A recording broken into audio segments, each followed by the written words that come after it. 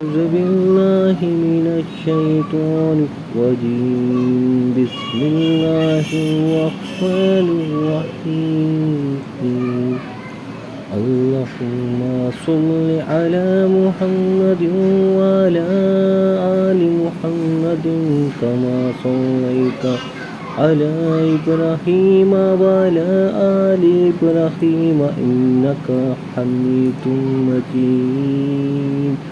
اللهم بارك على محمد وعلى آل محمد كما باركت على إبراهيم وعلى آل إبراهيم إنك حميد مجيد. سورۃ النساء آیات 31. بسم اللہ الرحمن الرحیم. إن تجتنبوا كبائر ما تنهون عنه نكفر عنكم سيئاتكم وندخلكم مدخلا كريما. اگر تم ان بڑے بڑے گناہوں سے بچتے رہو گے جس سے تم کو منع کیا جاتا ہے تو ہم تمہارے چھوٹے گناہ دور کر دیں گے اور عزت اور بزرگی کی جگہ داخل کریں گے. یعنی ہم تنگ دل اور تنگ نظر نہیں ہیں کہ چھوٹی چھوٹی باتوں پر پکڑ کر اپنے بندوں کو سزا دیں. اگر تمہارا نامہ اعمال بڑے جرائم سے خالی ہو تو چھوٹی خطاؤں کو نظر انداز کر دیا جائے گا اور تم پر فرد جرم لگائی ہی نہ جائے گی. البتہ اگر بڑے جرائم کا ارتکاب کر کے آؤ گے تو پھر جو مقدمہ تم پر قائم کیا جائے گا اس میں چھوٹی خطائیں بھی گرفت میں آ جائیں گی. یہاں یہ سمجھ لینا چاہیے کہ بڑے گناہ اور چھوٹے گناہ میں اصولی فرق کیا ہے. جہاں تک میں نے قرآن اور سنت میں غور کیا ہے مجھے ایسا معلوم ہوتا ہے کہ 3 چیزیں ہیں جو کسی فعل کو بڑا گناہ بناتی ہیں. نمبر 1، کسی کی حق تلفی، خواہ وہ خدا ہو جس کا حق تلف کیا گیا ہے، یا والدین ہوں یا دوسرے انسان یا خود اپنا نفس. پھر جس کا حق جتنا زیادہ ہے اسی قدر اس کے حق کو تلف کرنا زیادہ بڑا گناہ ہے. اسی بنا پر گناہ کو ظلم بھی کہا جاتا ہے اور اسی بنا پر شرک کو قرآن میں ظلم عظیم کہا گیا ہے. نمبر 2، اللہ سے بے خوفی اور اس کے مقابلے میں استکبار، جس کی بنا پر آدمی اللہ کے امر نہیں کی پرواہ نہ کرے اور نافرمانی کے ارادے سے قصداً وہ کام کرے جس سے اللہ نے منع کیا ہے اور عمداً ان کاموں کو نہ کرے جن کا اس نے حکم دیا ہے. یہ نافرمانی جس قدر زیادہ ڈھٹائی اور جسارت اور ناخدا ترسی کی کیفیت اپنے اندر لیے ہوئے ہوگی اسی قدر گناہ بھی شدید ہوگا. اسی معنی کے لحاظ سے گناہ کے لیے فسق اور معیشت کے الفاظ استعمال کیے گئے ہیں. نمبر 3، ان روابط کو توڑنا اور ان تعلقات کو بگاڑنا جن کے وصل، استحکام اور درستی پر انسانی زندگی کا امن منحصر ہے، خواہ یہ روابط بندے اور خدا کے درمیان ہو یا بندے اور بندے کے درمیان. پھر جو روابط جتنا زیادہ اہم نہ ہو، جس کے کٹنے سے امن کو زیادہ نقصان پہنچتا ہے اور جس کے معاملے میں معمونیت کی جتنی زیادہ توقع کی جاتی ہے اسی قدر اس کو توڑنے کا اور کاٹنے اور خراب کرنے کا گناہ زیادہ بڑا ہے. مثلا زنا اور اس کے مختلف مدارج پر غور کیجیے. یہ فعل فی نفسہ نظام تمدن کو خراب کرنے والا ہے، اس لیے بجائے خود ایک بڑا گناہ ہے مگر اس کی مختلف صورتیں ایک دوسرے گناہ میں شدید تر ہیں. شادی شدہ آدمی کا زنا کرنا بن بیائی کی بنسبت زیادہ سخت گناہ ہے. منکوہ عورت سے زنا کرنا غیر منکوہ سے کرنے کی بنسبت قابل تر ہے. ہمسائے کے گھر والوں سے زنا کرنا غیر ہمسائے سے کرنے کی بنسبت زیادہ برا ہے. محرمات مثلا بہن یا بیٹی یا ماں سے زنا کرنا غیر عورت سے کرنے کی بنسبت اشناع ہے، بہت زیادہ گناہ ہے. مسجد میں زنا کرنا کسی اور جگہ کرنے سے اشد ہے. ان مثالوں میں ایک ہی فعل کی مختلف صورتوں کے درمیان گناہ ہونے کی حیثیت سے مدارج کا فرق انہی وجہ سے ہے جو اوپر بیان ہوئے ہیں. جہاں معمونیت کی توقع جس قدر زیادہ ہے، جہاں انسانی روابط جتنا زیادہ مستحق احترام ہے اور جہاں اس روابط کو قطع کرنا جس قدر زیادہ موجب فساد ہے، وہاں زنا کا ارتکاب اسی قدر زیادہ شدید گناہ ہے. اسی معائنے کے لحاظ سے گناہ کے لیے فجور کی اصطلاح استعمال کی جاتی ہے. آیات 32. وَلَا تَتَمَنَّوْا مَا فَضَّلَ اللَّهُ بِهِ بَعْضَكُمْ عَلَى بَعْضٍ لِلرِّجَالِ نَصِيبٌ مِّمَّا اكْتَسَبُوا وَلِلنِّسَاءِ نصیب مما اکتسب واسألوا اللہ من فضلہ ان اللہ کان بکل شیء علیم۔ اور اس چیز کی آرزو نہ کرو جس کے باعث اللہ تعالیٰ نے تم میں سے بعض کو بعض پر بزرگی دی ہے۔ مردوں کا اس میں سے حصہ ہے جو انہوں نے کمایا، اور عورتوں کا لیے ان میں سے حصہ ہے جو انہوں نے کمایا، اور اللہ تعالیٰ سے اس کا فضل مانگو، یقیناً اللہ ہر چیز کا جاننے والا ہے۔ اس آیات میں ایک بڑی اہم اخلاقی ہدایت دی گئی ہے جسے اگر محلوظ رکھا جائے تو اجتماعی زندگی میں انسان کو بڑا امن نصیب ہو جائے۔ اللہ تعالیٰ نے تمام انسانوں کو یکساں نہیں بنایا ہے بلکہ ان کے درمیان بے شمار حیثیتوں سے فرق رکھے ہوئے ہیں۔ کوئی خوبصورت ہے اور کوئی بدصورت، کوئی خوش آواز ہے اور کوئی بد آواز، کوئی طاقت ہے اور کوئی ہے اور کوئی کمزور، کوئی سلیم الاعضاء ہے اور کوئی پیدائشی طور پر جسمانی نقص سے لے کر آیا ہے۔ کسی کو جسمانی اور ذہنی قوتوں میں سے کوئی قوت زیادہ دی ہے اور کسی کو کوئی دوسری قوت، کسی کو بہتر حالات میں پیدا کیا ہے، کسی کو بدتر حالات میں، کسی کو زیادہ ذرائع دی ہیں اور کسی کو کم۔ اسی فرق اور امتیاز پر انسانی تمدن کی ساری گوناگونی قائم ہے، اور یہ آئین مقتضائے حکمت ہے۔ جہاں اس فرق کو اس کے فطری حدود سے بڑھ کر انسان اپنی مصنوعی امتیازات کا اس پر اضافہ کرتا ہے، وہاں ایک نوعیت کا فساد رونما ہوتا ہے۔ جہاں سرے سے اس فرق کو ہی مٹا دینے کے لیے فطرت سے جنگ کرنے کی کوشش کی جاتی ہے، وہاں ایک دوسری نوعیت کا فساد برپا ہوتا ہے۔ آدمی کی یہ ذہنیت کہ جس سے کسی حیثیت سے اپنے مقابلے میں بڑا ہوا دیکھے بے چین ہو جائے، یہ اجتماعی زندگی میں رشک، حسد، رقابت، عداوت، مزاحمت اور کشمکش کی جڑ ہے، اور اس کا نتیجہ یہ ہوتا ہے کہ جو فضل اسے جائز طریقوں سے حاصل نہیں ہوتا ہے اسے پھر وہ ناجائز تدبیروں سے حاصل کرنے پر اتر آتا ہے۔ اللہ تعالیٰ اس آیات میں اس ذہنیت سے بچنے کی ہدایت فرما رہا ہے۔ اس کے ارشاد کا مدعا یہ ہے کہ جو فضل اس نے دوسروں کو دیا ہو اس کی تمنا نہ کرو، البتہ اللہ سے فضل کی دعا کرو، وہ جس فضل کو اپنے علم حکمت سے تمہارے لیے مناسب سمجھے گا عطا فرما دے گا۔ اور یہ جو فرمایا کہ مردوں نے جو کچھ کمایا ہے اس کے مطابق ان کا حصہ ہے، اور جو کچھ عورتوں نے کمایا ہے اس کے مطابق ان کا حصہ، اس کا مطلب جہاں تک میں سمجھ سکا ہوں یہ ہے کہ مردوں اور عورتوں میں سے جس کو جو کچھ اللہ نے دیا ہے اس کو استعمال کر کے جو جتنی اور جیسی برائی یا بھلائی کمائے گا اسی کے مطابق یا بالفرض دے کر اسی کی جنس سے اللہ کے ہاں حصہ پائے گا۔ آیات 33۔ وَلِكُلٍّ جَعَلْنَا مَوَالِيَ مِمَّا تَرَكَ الْوِلْدَانُ وَالْأَقْرَبُونَ وَالَّذِينَ عَقَدَتْ أَيْمَانُكُمْ فَآتُوهُمْ نَصِيبَهُمْ إِنَّ اللَّهَ كَانَ عَلَى كُلِّ شَيْءٍ شَهِيدًا۔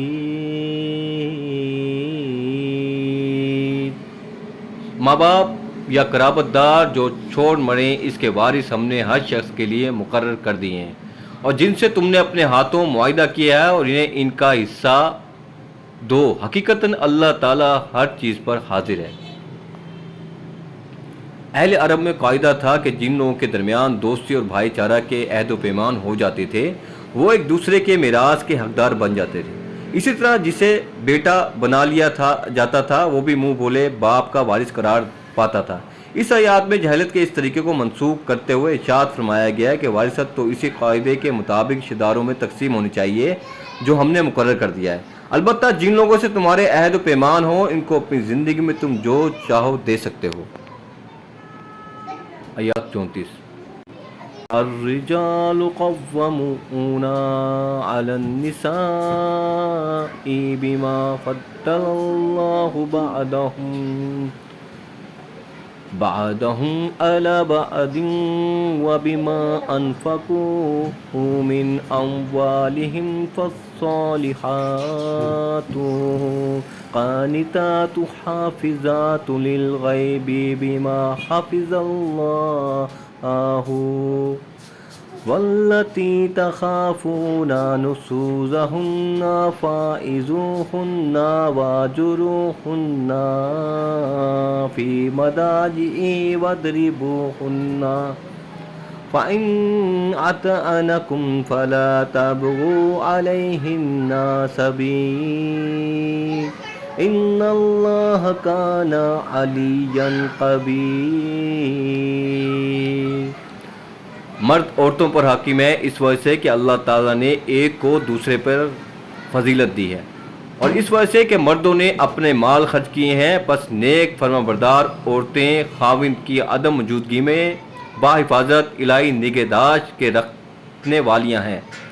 اور جن عورتوں کی نافرمانی اور بد دماغی کا تمہیں خوف ہو، انہیں نصیحت کرو، انہیں الگ بستروں پر چھوڑ دو اور انہیں مار کی سزا دو، پھر اگر وہ تابع داری کریں تو ان پر راستہ تلاش نہ کرو، بے شک اللہ تعالیٰ بڑی بلندی اور بڑائی والا ہے۔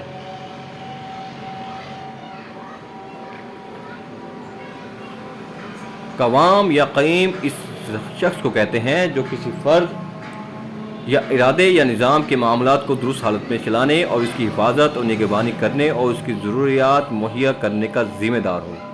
یہاں فضیلت بامعنی شرف اور کرامت اور عزت نہیں ہے، جیسا کہ ایک عام اردو خواہ آدمی اس لفظ کو مطلب لے گا، بلکہ یہاں یہ لفظ اس معنی میں ہے کہ ان میں سے ایک صنف یعنی مرد کو اللہ نے طبعاً بعض ایسی خصوصیات اور قوتیں عطا کی ہیں جو دوسرے صنف یعنی عورت کو نہیں دی یا اس سے کم دی ہیں۔ اس بنا پر خاندانی نظام میں مرد ہی قوم ہونے کی حیثیت رکھتا ہے، اور عورت فطرتاً ایسی بنائی گئی ہے کہ اسے خاندانی زندگی میں مرد کی حفاظت اور خبر گیری کے تحت رہنا چاہیے۔ حدیث میں آیا کہ نبی اکرم صلی اللہ علیہ وآلہ وسلم فرمایا، بہترین بیوی وہ ہے جب تم اسے دیکھو تو تمہارا جی خوش ہو جائے، اور جب تم اسے کسی بات کا حکم دو وہ تمہاری اطاعت کرے، اور جب تم گھر میں نہ ہو تو وہ تمہارے پیچھے تمہارے مال کی اور اپنے نفس کی حفاظت کرے۔ یہ حدیث آیات کی بہترین تفسیر کرتی ہے، مگر یہاں یہ اچھی طرح سمجھ لینا چاہیے کہ عورت پر اپنے شوہر کی اطاعت سے اہم اور اقدام اپنے خالق کی اطاعت ہے۔ لہذا اگر کوئی شوہر خدا کی معیشت کا حکم دے یا خدا کے عائد کیے ہوئے کسی فرض سے باز رکھنے کی کوشش کرے تو اس کی اطاعت سے انکار کر دینا عورت کا فرض ہے۔ اس صورت میں اگر وہ اس کی اطاعت کرے گی تو گناہ گار ہوگی، برخلاف اس کے اگر شوہر اپنی بیوی کو نفل نماز یا نفل روزہ ترک کرنے کے لیے کہے تو لازم ہے کہ وہ اس کی اطاعت کرے۔ اس صورت میں اگر وہ نوافل ادا کرے گی تو مقبول نہ ہوں گے۔ یہ مطلب نہیں کہ تینوں کام بیک وقت کر ڈالے جائیں، بلکہ مطلب یہ ہے کہ نشوز کی حالت میں ان تینوں تدبیروں کی اجازت ہے۔ اب رہا ان پر عمل درآمد، تو بہرحال اس میں قصور اور سزا کے درمیان تناسب ہونا چاہیے، اور جہاں ہلکی تدبیر سے اصلاح ہو سکتی ہو وہاں سخت تدبیر سے کام نہ لینا چاہیے۔ نبی اکرم صلی اللہ علیہ وآلہ وسلم نے بیویوں کے مارنے کی جب کبھی اجازت دی ہے، بادل نخواستہ دی ہے، اور پھر بھی اسے ناپسند ہی فرمایا ہے۔ تاہم بعض عورتیں ایسی ہوتی ہیں جو پٹے بغیر درست ہی نہیں ہوتی، ایسی حالت میں نبی اکرم صلی اللہ علیہ وآلہ وسلم نے ہدایت فرمائی ہے کہ منہ پر نہ مارا جائے، بے رحمی سے نہ مارا جائے، اور ایسی چیز سے نہ مارا جائے جو جسم پر نشان چھوڑ جائے۔ آیات 35۔ وَإِنْ خِفْتُمْ شِقَاقَ بَيْنِهِمَا فَابْعَثُوا حَكَمًا مِّنْ أَهْلِهِ وَحَكَمًا مِّنْ أَهْلِهَا أَنْ يُرِيدَا إِصْلَاحًا يُوَفِّقِ اللَّهُ بَيْنَهُمَا ان اللہ کان علیما خبیر۔ اگر تمہیں میاں بیوی کے درمیان آپس کی انبن کا خوف ہو تو ایک منصف مرد والوں میں سے اور ایک عورت کے گھر والوں میں سے مقرر کرو۔ اگر یہ دونوں صلح کرنا چاہیں گے تو اللہ دونوں میں ملاپ کرا دے گا، یقیناً اللہ تعالیٰ پورے علم والا، پوری خبر والا ہے۔ دونوں سے مراد ثالث بھی ہیں اور زوج جان بھی۔ ہر جھگڑے میں صلح ہونے کا امکان ہے بشرط کہ فریقین کو بھی صلح پسند ہوں اور بیچ والے بھی چاہتے ہوں کہ فریقین میں کسی طرح صفائی ہو جائے۔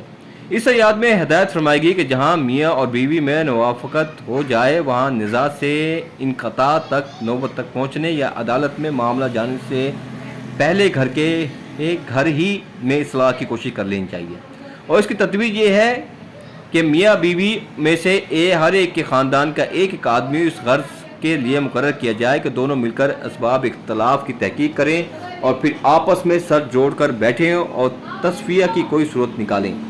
یا بیچ یا ثالث مقرر کرنے والا کون ہو، اس سوال کو اللہ تعالیٰ نے مبہم رکھا ہے تاکہ اگر یوجین خود چاہیں تو اپنے رشتہ داروں میں سے خود ہی ایک ایک آدمی کو اپنے اختلاف کا فیصلہ کرنے کے لیے منتخب کر لیں، ورنہ دونوں خاندانوں کے بڑے بڑے بوڑھے مداخلت کر کے بینچ مقرر کریں، اور اگر مقدمہ عدالت میں پہنچ جائے تو عدالت خود کوئی کارروائی کرنے سے پہلے خاندانی بینچ مقرر کر کے اصلاح کی کوشش کرے۔ اس امر میں اختلاف ہے کہ ثالثوں کے اختیارات کیا ہیں۔ فقہ میں سے ایک گروہ کہتا ہے کہ ثالث فیصلہ کرنے کا اختیار نہیں رکھتے، البتہ تصفیہ کی جو صورت ان کے نزدیک مناسب ہو اس کے لیے سفارش کر سکتے ہیں۔ ماننا یا نہ ماننا زوجین کے اختیار میں ہے۔ ہاں، اگر زوجین نے ان کو طلاق یا خلع یا کسی اور امر کا فیصلہ کر دینے کے لیے اپنا وکیل بنایا ہو تو البتہ ان کا فیصلہ تسلیم کرنا زوجین کے لیے واجب ہوگا۔ یہ حنفی اور شافعی علماء کا مسلک ہے۔ دوسرے گروہوں کے نزدیک دونوں پنچوں کو موافقت کا فیصلہ کرنے کا اختیار ہے، مگر علیحدگی کا فیصلہ وہ نہیں کر سکتے۔ یہ حسن بصری اور قتادہ اور بعض دوسرے فقہاء کا قول ہے۔ ایک اور گروہ اس بات کا قائل ہے کہ ان پنچوں کو ملانے اور جدا کر دینے کے لیے کے پورے اختیارات ہیں۔ ابن عباس، سعید بن جبیر، ابراہیم نخعی، شعبی، محمد بن سیرین اور بعض دوسرے حضرات تعالیٰ عنہ نے یہی رائے اختیار کی ہے۔ حضرت عثمان تعالیٰ عنہ اور حضرت علی تعالیٰ عنہ کے فیصلوں کی جو نظریں ہم تک پہنچی ہیں ان سے معلوم ہوتا ہے کہ یہ دونوں حضرات بینچ مقرر کرتے ہوئے عدالت کی طرف سے ان کو حکمانہ اختیارات دے دیتے تھے۔ چنانچہ حضرت عقیل بن ابی طالب رضی اللہ عنہ، ان کی بیوی فاطمہ بنت عتبہ بن عربیہ رضی اللہ عنہ کا مقدمہ جب حضرت عثمان غنی رضی اللہ عنہ کی عدالت میں پیش ہوا تو انہوں نے شوہر کے خاندان میں سے حضرت ابن عباس رضی اللہ عنہ کو اور بیوی کے خاندان میں سے حضرت معاویہ رضی اللہ عنہ بن ابی سفیان کو بینچ مقرر کیا اور ان سے کہا کہ اگر آپ دونوں کی رائے میں ان کے درمیان تفریق کر دینا ہی مناسب ہو تو تفریق کر دیں۔ اسی طرح ایک مقدمے میں حضرت علی رضی اللہ عنہ نے حکم مقرر کیے اور ان کو اختیار دیا کہ چاہے ملا دیں اور چاہے جدا کر دیں۔ اس سے معلوم ہوا کہ بینچ بطور خود تو عدالتی اختیارات نہیں رکھتے، البتہ اگر عدالت ان کو مقرر کرتے وقت انہیں اختیارات دے دے تو پھر ان کا فیصلہ ایک عدالتی فیصلے کی طرح نافذ ہوگا۔ آیات 36 وَاعْبُدُوا اللَّهَ وَلَا تُشْرِكُوا بِهِ شَيْئًا وَبِالْوَالِدَيْنِ إِحْسَانًا وَبِذِي الْقُرْبَى وَالْيَتَامَى وَالْمَسَاكِينِ وَالْجَارِ ذِي الْقُرْبَى وَالْجَارِ الْجُنُوبِ والصاحب بالجنب وابن السبيل وما ملكت أيمانكم إن الله يحب من كان مختالا فخور۔ اللہ تعالیٰ کی عبادت کرو، اس کے ساتھ کسی کو شریک نہ کرو، اور ماں باپ کے ساتھ سلوک احسان کرو، اور رشتہ داروں سے اور یتیموں سے اور مسکینوں سے اور قرابت دار ہمسائے سے اور اجنبی ہمسائے سے اور پہلو کے ساتھی سے اور راہ کے مسافر سے اور ان سے جن کے مالک تمہارے غلام کنیز۔ یقیناً اللہ تعالیٰ تکبر کرنے والے اور شیخی خوروں کو پسند نہیں کرتا۔ متن میں الصائب بن جن فرمایا گیا ہے، جس سے مراد ہم نشین دوست بھی ہیں اور ایسا شخص بھی جس سے کہیں کسی وقت آدمی کا ساتھ ہو جائے۔ مثلا آپ بازار میں جا رہے ہیں اور کوئی شخص آپ کے ساتھ راستہ چل رہا ہو، یا کسی دکان پر آپ سودا خریدے ہیں اور کوئی دوسرا خریدار بھی آپ کے پاس بیٹھا ہو، یا سفر کے دوران میں کوئی شخص آپ کا ہم سفر ہو۔ یہ عارضی ہمسائیگی بھی ہر مہذب اور شریف انسان پر ایک حق عائد کرتی ہے، جس کا تقاضا یہ ہے کہ وہ حتی الامکان اس کے ساتھ نیک برتاؤ کرے اور اسے تکلیف دینے سے مجتنب رہے۔ آیات 37 الذین یبخلون ویامرون الناس بالبخل ویکتمون ما آتاهم اللہ من فضلہ وَأَعْتَدْنَا لِلْكَافِرِينَ عَذَابًا مُّهِينًا۔ اور جو لوگ خود بخیلی کرتے ہیں اور دوسروں کو بھی بخیلی کرنے کو کہتے ہیں، اور اللہ تعالیٰ نے جو اپنا فضل انہیں دے رکھا ہے اسے چھپا لیتے ہیں، ہم نے ان کافروں کے لیے ذلت کی مار تیار کر رکھی ہے۔ اللہ کے فضل کو چھپانا یہ ہے کہ آدمی اس طرح رہے گویا کہ اللہ نے اس پر فضل نہیں کیا ہے۔ مثلا کسی کو اللہ نے دولت دی ہے اور وہ اپنی حیثیت سے کر رہے، نہ اپنی ذات اور اپنے اہل و عیال پر خرچ کرے، نہ بندگان خدا کی مدد کرے، نہ نیک کاموں میں حصہ لے، لوگ دیکھیں تو سمجھے کہ بیچارہ بڑا ہی خستہ حال ہے۔ یہ دراصل اللہ تعالیٰ کی سخت ناشکری ہے۔ حدیث میں آیا ہے کہ نبی اکرم صلی اللہ علیہ وآلہ وسلم نے فرمایا، اللہ جب کسی بندے کو نعمت دیتا ہے تو وہ پسند کرتا ہے کہ اس نعمت کا اثر بندے پر ظاہر ہو، یعنی اس کے کھانے پینے، رہنے سہنے، لباس اور مسکن، اور اس کی داد و دعش، ہر چیز سے اللہ کی دی ہوئی اس نعمت کا اظہار ہوتا رہے۔ آیات 38 والذین ينفقون اموالهم رئاء الناس ولا يؤمنون بالله ولا باليوم الآخر ومن يكون الشيطان له قرينا فساء قرين۔ اور جو لوگ اپنا مال لوگوں کے دکھاوے کے لیے خرچ کرتے ہیں اور اللہ تعالیٰ پر اور قیامت کے دن پر ایمان نہیں رکھتے، اور جس کا ہم نشین اور ساتھی شیطان ہو، وہ بدترین ساتھی ہے۔ آیات 39 وَمَاذَا عَلَيْهِمْ لَوْ آمَنُوا بِاللَّهِ وَالْيَوْمِ الْآخِرِ وَأَنفَقُوا مِمَّا رَزَقَهُمُ اللَّهُ وَكَانَ اللَّهُ بِهِمْ عَلِيمٌ۔ بھلا ان کا کیا نقصان تھا اگر یہ اللہ تعالیٰ پر اور قیامت کے دن پر ایمان لاتے اور اللہ تعالیٰ نے جو انہیں دے رکھا ہے اس میں سے خرچ کرتے۔ اللہ تعالیٰ انہیں خوب جاننے والا ہے۔ آیات 40 ان اللہ لا یظلم مثقال ذرات ان اللہ لا یظلم مثقال ذرات وَإِن تَكُ حَسَنَاتٌ يُضَاعِفْهَا وَيُؤْتِ مِن لَّدُنْهُ أَجْرًا عَظِيمًا۔ بے شک اللہ تعالیٰ ایک ذرہ برابر ظلم نہیں کرتا، اور اگر نیکی ہو تو اسے دگنی کر دیتا ہے، اور خاص اپنے پاس سے بڑا ثواب دیتا ہے۔ جزاک اللہ۔ اللہ تعالیٰ سے دعا ہے جو یاد تلاوت، ترجمہ و تفسیر پڑھی ہے، اس کے پڑھنے میں جو کوتاہی ہو معاف فرما دے۔ اللہ تعالیٰ سے دعا ہے جو کچھ پڑھا ہے اس کو سمجھنے، اس پر عمل کرنے، اس دوسروں کو چاہنے کی توفیق عطا فرمائے۔ اور اللہ تعالیٰ ہم سب کو قرآن شریف کو ترجمہ سے پڑھنے، سمجھنے، اس پر عمل کرنے اور اسے دوسروں کو چاہنے کی توفیق عطا فرمائے۔ جزاک اللہ۔